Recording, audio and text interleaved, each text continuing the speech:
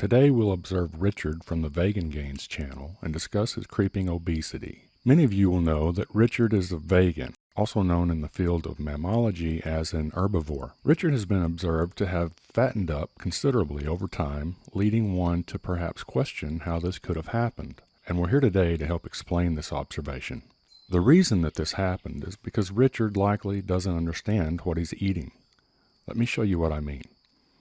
If you search Richard's Vegan Gains channel for videos regarding what Richard eats, you'll see that he consumes considerable amounts of grains, lentils, and beans. Richard appears to be oblivious to a little game of non-disclosure being played by the grain, lentil, and bean producers in regard to the sugar content of their products. To get a better understanding of what I'm talking about, let's have a look at the nutritional label of a popular brand of plain oatmeal, and let's look closely at the carbohydrate section.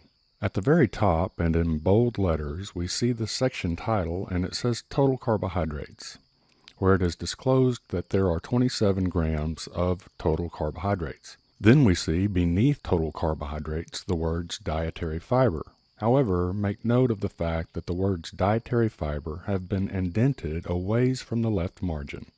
This tells us that dietary fiber is a subset of total carbohydrates. When we look below dietary fiber in the same indentation, we see sugars, and we are told that this product contains just 1 gram of sugar. So the package is clearly declaring 4 grams of fiber and 1 gram of sugar. Meanwhile, if we add the two disclosed subsets of total carbohydrate, 4 plus 1, we get 5.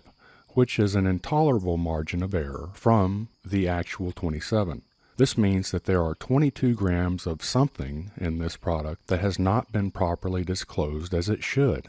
What they're failing to disclose to Richard and the rest of the human herbivore population is that the undisclosed material, the thing missing from within that carbohydrate section, happens to be starch, which is outrageous when you consider that starch is sugar and is literally 81% of the product. You see, humans have an enzyme in our saliva and in our stomach called amylase that makes short work of the bonds that bind these glucose molecules together to make starch. This is why starchy foods will begin to taste sweet if you hold them in your mouth long enough. Knowing what we know now, oatmeal has been exposed to be only pretending to be 4 grams of fiber and 1 gram of sugar. To get an honest assessment of the product, we must add that 1 disclosed gram of sugar to the 22 undisclosed grams of sugar, and we get the actual sugar, and that number is 23 net grams of sugar. Let us take a moment to address this practice of non-disclosure we see here.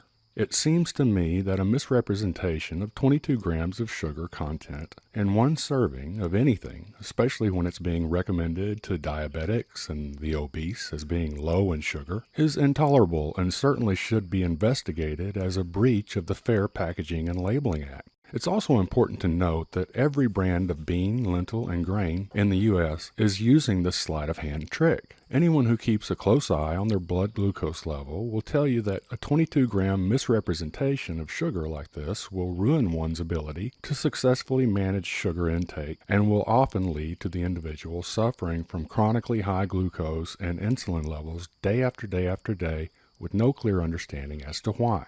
There's a plethora of diseases that have been strongly associated with the chronically high insulin levels we find with a high grain, lentil, and bean diet. And one of those is creeping obesity, much like we seem to be witnessing with Mr. Vegan Gains.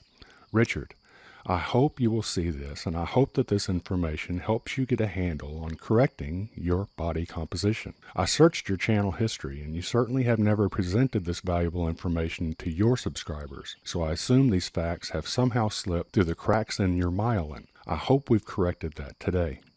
Thanks for watching.